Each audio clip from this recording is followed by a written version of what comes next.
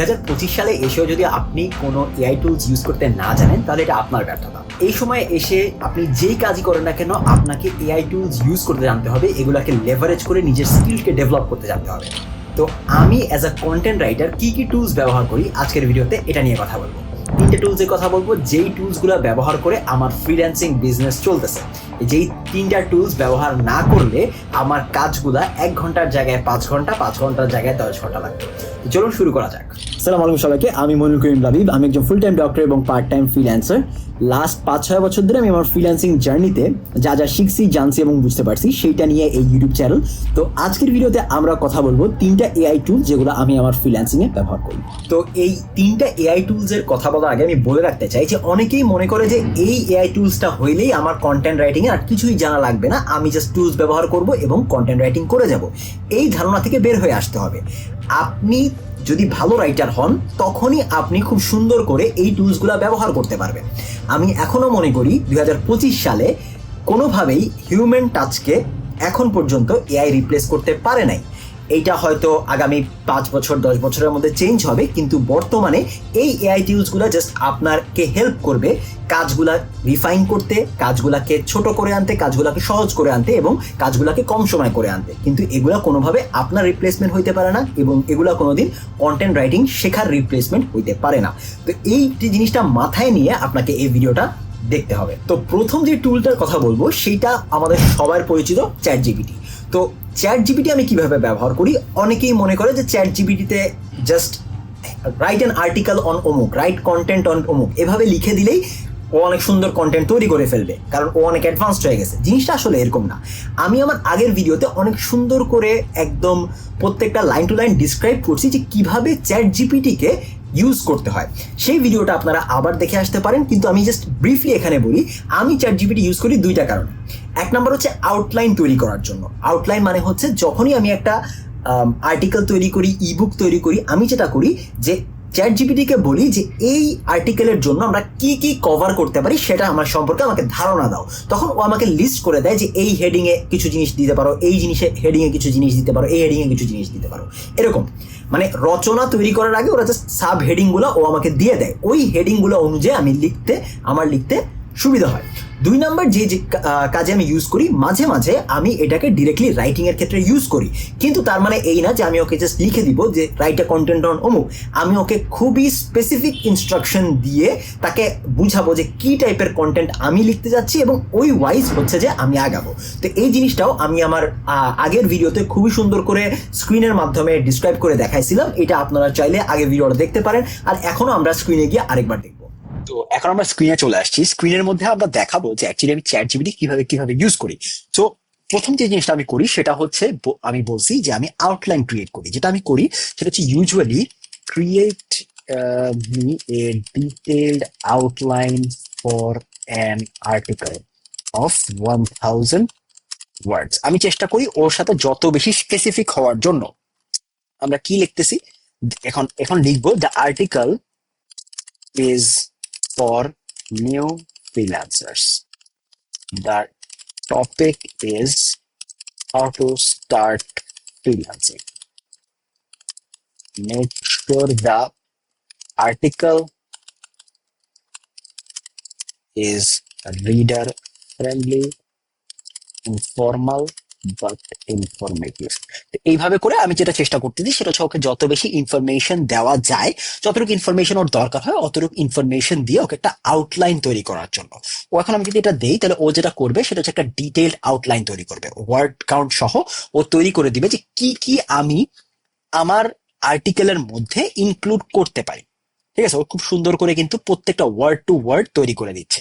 এখন আমি যেটা করব সেটা হচ্ছে এই আউটলাইনটা দেখে দেখে নিজে নিজে বসে বসে কন্টেন্টটা তৈরি করব। আমি যেহেতু অলরেডি এই ফ্রিল্যান্সিং সম্পর্কে জানি, এই কন্টেন্টটা তৈরি করার জন্য এই আউটলাইনটা দেখে দেখে তৈরি করা আমার জন্য খুবই সহজ। তো এভাবে করে আমি এক আউটলাইন ইউজুয়ালি তৈরি করে থাকি। তাছাড়া আমি আরেকটা কাজ করি যেটা হচ্ছে যে আমি একটা স্পেসিফিক একটা কন্টেন্ট অনেক সময় লিখতে দিই। ধরেন আমি যেটা করি যে একটা স্পেসিফিক ওকে একটা প্রম্পট দিয়ে দেই, ওকে বলি যে আমি use all the information, write a detailed section on কিছু একটা, এটা আমার কপি করা ছিল,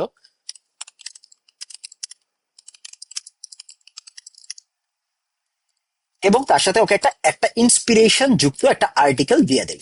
ওকে বলি যে অমুক আর্টিকেল, আমি একটা আর্টিকেল একটা জায়গা থেকে একটা ভালো আর্টিকেল কপি করে পেস্ট করব। ওকে এটা কপি করার জন্য না, ওইটা থেকে ও হুবাহু লিখবে না, ওইটা থেকে সে ইনফরমেশন নিবে এবং সেটা থেকে সে ইন্সপিরেশন নিবে এবং ইন্সপিরেশন নিয়ে আমার জন্য একটা পিস তৈরি করবে, যেই পিসটা আমি পরে এক্সটেন্সিভলি এডিট করে আমার ক্লায়েন্টকে দিতে পারি। দেখা যায় এই কাজটা আসলে সবসময় করা হয় না, কারণ হচ্ছে যে দেখা যায় বেশিরভাগ ক্ষেত্রে আমি যেই কন্টেন্ট গুলা লিখি অথবা যেই বইগুলা লিখি ওগুলাতে অনেক বেশি ফ্যাক্ট চেকিং দরকার হয়, অনেক বেশি স্পেসিফিক ইনফরমেশন দরকার হয়, এই ক্ষেত্রে এই কাজটা করা যায় না। কিন্তু যখন আপনার এরকম কন্টেন্ট দরকার হবে যেই কন্টেন্ট গুলাতে ইনফরমেশন কম লাগবে, মানে স্পেসিফিক স্ট্যাট কম লাগবে, ইনফরমেশন কম লাগবে, একটু মানে ফিলোসফিক্যাল অথবা একটু মানে কমন টাইপের আর্টিকেল গুলার জন্য আপনি এই কাজটা করতে পারেন। তো এইটা জিনিসটা আমি আমার আগের ভিডিওতে চ্যাটজিপিটি নিয়ে যে ভিডিওটা, ওই ভিডিওটাতে অনেক বড় করে দেখাইছি, ওই ভিডিওটা দেখলে এটা সম্পর্কে আরো ভালো ধারণা হবে বলে আমি মনে করি। দ্বিতীয় যে টুলটা আমি ইউজ করি সেটা হচ্ছে গ্রামারলি। এখন গ্রামারলির নাম যারা কন্টেন্ট রাইটিং করেন তারা সবাই কম বেশি শুনছেন। আপনারা যদিও মনে করতেছেন যে গ্রামারলি তো শুধু গ্রামার দেখতেছে, তাহলে এইটা কেন এভাবে এআই টুলের মধ্যে আমরা ইউজ করতেছি? অ্যাকচুয়ালি গ্রামারলি কিন্তু এআই অ্যালগোরিদমের মাধ্যমেই এই গ্রামার মিস্টেকগুলো ধরতে পারতেছে, সো এই জন্য আমরা এটাকে এখানে ইনক্লুড করছি। তো গ্রামারলি আমি যেভাবে ইউজ করি সেটা হচ্ছে দুইটা কাজে ইউজ করি। এক নাম্বার হচ্ছে যে অবশ্যই আমরা যখন ম্যানুয়ালি লেখালেখি করি আমাদের অনেক গ্রামাটিক্যাল মিস্টেক হয়। আমাদের গ্রামাটিক্যাল মিস্টেকের চেয়েও বেশি যে মিস্টেকগুলো হয় সেটা হচ্ছে পাংচুয়েশনের মিস্টেক। অনেক সময় আমরা কমা, সেমিকোলন, হ্যাশ এগুলো কোথায় কোথায় ইউজ করতে হবে এগুলো আমরা এক্স্যাক্টলি আমরা বলতে পারি না। তো সেই ক্ষেত্রে গ্রামারলি অনেক ভালো কাজ করে এবং খুবই ইজিলি এগুলো আমাকে ধরায় দিতে পারে। তো আমি আগের ভিডিওতে একটা কথা বলেছিলাম যে আপনার একটা ইউনিক স্টাইল থাকবে সবসময় লেখার, তাই অলওয়েজ আপনি গ্রামারলির উপর ভরসা করে সব কিছুকে গ্রামারলির উপর দিয়ে চালা যাবেন এরকম না। কিছু কিছু ক্ষেত্রে আপনাকে নিজের সেন্সটাও ইউজ করতে হবে যে কোন জায়গায় গ্রামারটা ঠিক রাখা দরকার, কোন জায়গায় গ্রামারটা ঠিক রাখার দরকার নাই। সো ওই ওয়াইজ আমি গ্রামারলিটাকে ইউজ করি। আরেকটা জায়গায় যেখানে আমি গ্রামারলি ইউজ করি সেটা হচ্ছে গ্রামারলির একটা নিজস্ব ফিচার আছে যেটা হচ্ছে ইম্প্যাক্ট বাড়ায়। ওরা হচ্ছে যে বিভিন্ন সেকশনে বিভিন্ন প্যারাগ্রাফকে সিলেক্ট করে বলে যে এই সেকশনে যদি আমরা XYZ ইনক্লুড করি তাহলে এই লেখাটার ইম্প্যাক্ট অথবা এই লেখাটার ভ্যালু বাড়বে। তো এই জিনিসটাও আমি কম বেশি অনেক জায়গায় ইউজ করে থাকি। যখনই আমার মনে হয় যে ওদের অ্যাডভাইসটা অথবা ওদের সাজেশনটা ভালো তখনই আমি এটা নিয়ে থাকি। আমরা যখন স্ক্রিনে যাব তখন এটা সম্পর্কে আরো বিস্তারিত দেখবো। এখন আমরা আসছি গ্রামারলিতে। তো এটা একটা কন্টেন্ট যেটা হচ্ছে একটা ADHD রিলেটেড একটা কন্টেন্ট। তো গ্রামারলিতে আমি যেটা বেশি ইউজ করি, গ্রামার তো আমি চেক করাই, ওই চেক করাটা আশা করি আপনাদেরকে দেখাইতে হবে না, বাট স্টিল আমি ওটা দেখাবো। বাট যেটা আমি বেশি ইউজ করি সেটা হচ্ছে এই যে ইম্প্যাক্ট। এখানে একটা জায়গা আছে যে increase the impact of your text, মানে হচ্ছে যে কোন কোন জায়গায় আমরা আমাদের কন্টেন্টের ভ্যালু বাড়াইতে পারবো। তো এটা যখন আমি দিব, ওরা কিছু সাজেশন আমাকে দিছে যে এই সেকশনে যদি আমরা এই সেন্টেন্সটা অ্যাড করি তাহলে আমাদের কন্টেন্টের ভ্যালু বাড়বে। তো আমি সব সময় যে ওদেরটাই নেই এরকম না, বাট আমি দেখি যে ওরা কি বলতে চাইছে এবং ওই অনুযায়ী মাঝে মাঝে দেখা যায় ওদের সাজেশন গুলো খুবই ভালো থাকে, সেই অনুযায়ী আমি কিন্তু অ্যাড করি, অনেক সময় অ্যাড করি না। এটা ডিপেন্ড করবে ওরা কিরকম সাজেশন দিচ্ছে, কিরকম সাজেশন আমার লাগবে ওই অনুযায়ী। আরেকটা জিনিস যেটা কমনলি সব ক্ষেত্রেই করা হয় সেটা হচ্ছে যে গ্রামার চেক করা। আমি বারবারই বলি যে সবসময় কিন্তু ঠিক গ্রামার লিখলেই যে ভালো এমন না, অনেক সময় আপনাকে গ্রামাটিক্যাল মিস্টেক করে হইলেও কিন্তু অনেক সুন্দর সুন্দর ওয়ার্ড অথবা সেন্টেন্স বের করে আনা যায়। তো সেগুলা কিন্তু আর গ্রামারলি বুঝবে না, সে চাবে যে পারফেক্ট গ্রামার থাকুক। সো আপনাকে একটু খেয়াল রাখতে হবে ও কোন জায়গাগুলোতে ঠিক করতেছে, কোন জায়গাগুলোতে ভুল করতেছে। যেমন হচ্ছে এখানে ignoring them could lead to serious consequences. Think deadline emergencies or time sensitive comments. এখানে যদি আপনি think of now দেন তাও কিন্তু সেন্টেন্সটা কারেক্ট এবং সেন্টেন্সটা সুন্দর, সো এই কারণে এটা না হইলেও হবে।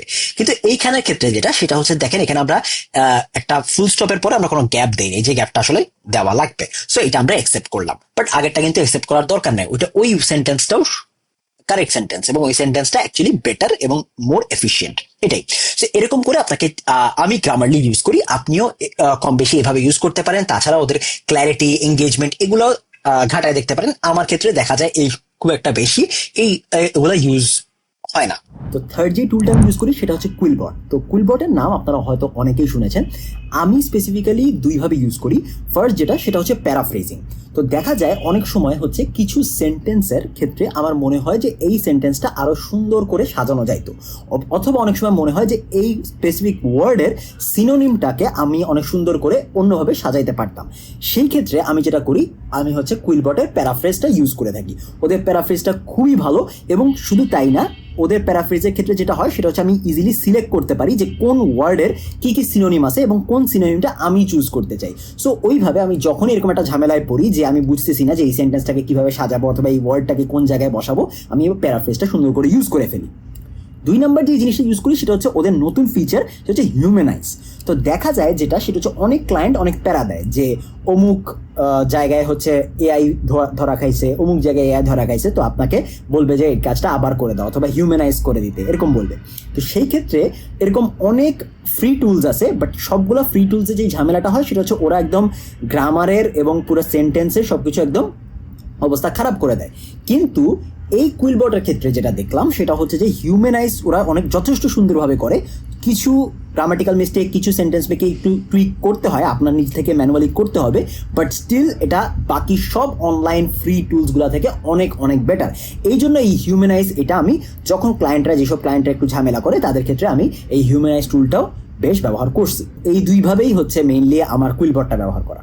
কুইলবট প্রিমিয়ামে অনেক ফিচার আছে, কিন্তু আমি কিন্তু শুধুমাত্র এই প্যারাফ্রেজারটা ব্যবহার করি। আমার কাছে মনে হয় যে বাকি ফিচারগুলা যতটা না এফেক্টিভ, এই ফিচারটা বা এই ইন্টারফেসটা, প্যারাফ্রেজিংটা, এটা হচ্ছে সবচেয়ে ভালো। তো যেটা আমি মেইনলি আপনাদেরকে দেখাইতে চাই সেটা হচ্ছে কেন এটা আমার জন্য অনেক কাজে দেয়। দেখেন এখানে প্রত্যেকটা সেন্টেন্সে ওরা যেটা শুধুমাত্র যে ওরা মানে প্যারাফ্রেজ করে দিচ্ছে এরকম না, ওরা প্রত্যেকটা ওয়ার্ডের আমি চাইলে সিনোনিম বের করে আনতে পারি। তো দেখা যায় মাঝে মাঝে ওরা এমন এমন টার্ম ইউজ করে যেটা হয়তো সুন্দর শোনাচ্ছে না, অথবা আমি যে টার্মটা ইউজ করছিলাম, আমি যে ওয়ার্ডটা ইউজ করছিলাম সেই ওয়ার্ডটা এত সুন্দর শোনাচ্ছে না। ওরা তখন একসাথে অনেকগুলো সাজেশন দিতে পারে যে কোনটা আমি ইউজ করতে পারি। সবগুলাই কিন্তু এটা সিনোনিম, এবং সবগুলো ইউজ করলেই একটা সেন্টেন্সের স্ট্রাকচারে একটু ডিফারেন্স আসে এবং একটা নতুনত্ব আসে। তো এই ক্ষেত্রে দেখা যায় আমার যখনই একটু মেন্টাল ব্লক হয় অথবা রাইটার্স ব্লক হয়, তখন আমি এই প্যারাফ্রেজিং টুলটার হেল্প নিয়ে থাকি। আরেকটা জিনিস আমি করি সেটা হচ্ছে নতুন, এটা হচ্ছে হিউম্যানাইজটা যেটা করে সেটা হচ্ছে দেখা যায় এআই যেই সফটওয়্যার গুলো আছে ওগুলার যেন এআই ফ্ল্যাগ না হয়, সেই ক্ষেত্রে এটা কাজ করে। মনে রাখতে হবে যে এটা কিন্তু কিছু ক্ষেত্রে মাঝে মাঝে ভুল করে বলতে কি, ও এআই থেকে বাঁচার জন্য অথবা এআই ফ্ল্যাগিং থেকে বাঁচার জন্য ও সেন্টেন্স এমন ভাবে তৈরি করে একটু ভুলভাল হয়ে যায়, বাট স্টিল যথেষ্ট ভালো আমি মনে করি যে এটা, এবং বাকিগুলা থেকে বেস্ট। আপনারা এটা ট্রাই করে দেখতে পারেন, কিন্তু অবশ্যই আপনাকে চেক দিয়ে দেখতে হবে, ঠিক আছে? আর কিছু কিছু সময় কিছু এমন ওয়ার্ড ইউজ করে যেটা আসলে মানে সেন্টেন্সটাকে পুরা মানে মিনিংটাই চেঞ্জ করে দেয়, বাট স্টিল এটা আমার কাছে ভালোই লাগে। আমি আবার রিচেক দিয়ে আবার দরকার হলে এডিট করি, বাট স্টিল এটা আমার মানে এটা ইউজ করা হয় যথেষ্ট। তো এই ছিল 3টা এআই টুলস যেগুলো আমি ব্যবহার করি। মার্কেটে আরো অনেক অনেক অনেক এআই টুলস আছে কন্টেন্ট রাইটিং এর জন্য, কিন্তু আমার কাছে এই 3টা টুলস মোটামুটি সিম্পল মনে হয়েছে, মোটামুটি ইফেক্টিভ মনে হয়েছে। আমি আরো অনেকগুলো কন্টেন্ট রাইটিং টুলস চেষ্টা করে দেখছি, কিন্তু আমার কাছে মনে হয়েছে এই 3টা টুলস যদি আপনার কাছে থাকে তাহলে বাকিগুলো আসলে আপনার আর দরকার হবে না। আর আমি আগের কথাটা আবার বলতে চাই যে আপনি যদি ভালো কন্টেন্ট রাইটার না হন, এই এআই টুলস দিয়ে আপনার কোনো কাজ নাই।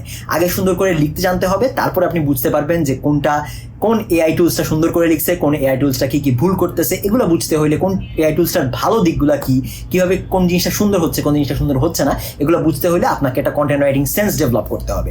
এবং সেন্স ডেভেলপ করার জন্য বেস্ট জিনিস হচ্ছে প্র্যাকটিস কন্টিনিউ করা। এবং আমার কন্টেন্ট রাইটিং নিয়ে যে ভিডিওগুলো আছে সেগুলো দেখতে পারেন, সেখানে আমি চেষ্টা করছি সবাইকে কন্টেন্ট রাইটিং সম্পর্কে ধারণা দেওয়া। তো নতুন আবার একটা ভিডিওতে দেখা হবে। আল্লাহ হাফেজ।